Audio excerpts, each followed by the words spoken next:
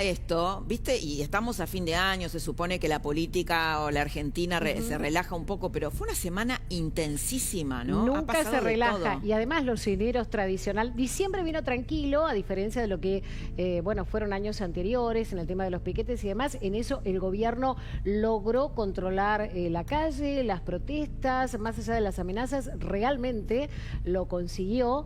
Pero bueno, tranquilo no se viene nada, Laura, ¿eh? No. Se sigue trabajando a full. Intenso. De hecho, el presidente ya lo dijo, no se toma vacaciones y sigue trabajando en muchos proyectos que va a ir presentando. Así es. Bueno, y la que está empoderada es una señora que vimos recién, que se llama Patricia Bullrich, porque aparentemente Mariel amplía su poder, es así, suma más poder la ministra de Seguridad. Así es. Yo te decía recién que el presidente no se toma vacaciones.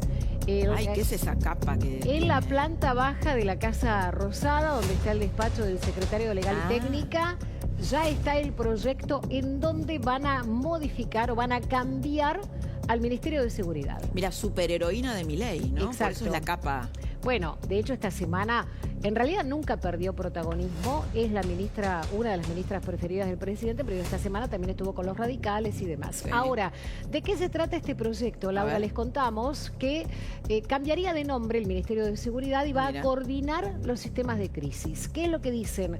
Que en realidad hay que modificar las leyes de seguridad, de defensa e inteligencia. De hecho, la semana pasada ya hubo un decreto en donde las Fuerzas Armadas tienen permitido otro tipo de accionar, porque la amenaza más grande, considera el gobierno hoy por hoy, es el terrorismo, las acciones terroristas que pudieran surgir de fuerzas extranjeras o de infiltrados en el país respecto de grupos terroristas en el mundo. Entonces, lo que se menciona o lo que se está estudiando es que los sistemas no tienen respuesta jurídicamente para la gravedad de lo que podría llegar a ocurrir. Por eso esta modificación, te muestro, si querés, qué es lo que decían textualmente. Sí, lo que quiero, vos, a ver, a mí me encantaría, a todos nos encantaría estar ahí, ser mosquitas, para ver qué hablas con los funcionarios de Casa Rosada y qué te dicen fuera de micrófono, porque lo que dicen fuera de micrófono es muy distinto a lo que dicen de un modo formal. Bueno, ¿qué dicen ahí? ¿Qué dicen en Casa Rosada? Te cuento en Rosada, porque chequeando con las fuerzas del Ministerio de Seguridad o con algunos funcionarios son más prudentes. Sin embargo,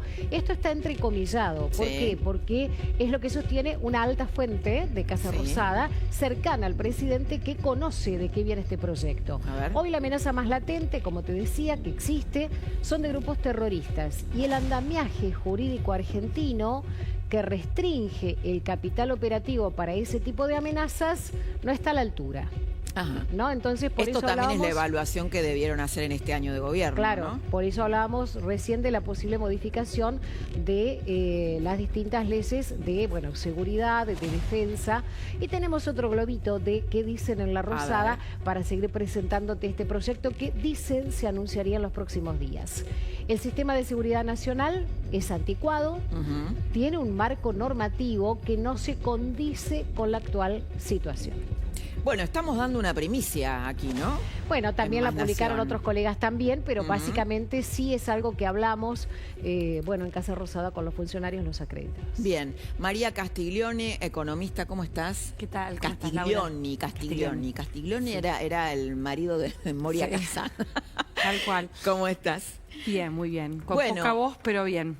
Hay un virus generalizado, está todo el mundo como resfriado estos días. Bueno, habló el ministro Caputo y habló de la interconexión de todos los problemas económicos. Lo escuchamos.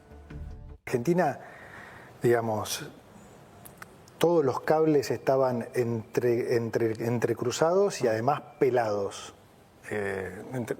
Los cables, me refiero a la política fiscal, monetaria, cambiaria y financiera, era todo un entramado que le errabas a un cable y explotaba todo o te electrocutabas. Si no hubiéramos implementado la política monetaria que implementamos los primeros 4 meses, el país hubiera ido a hiperinflación igual, aún con equilibrio fiscal.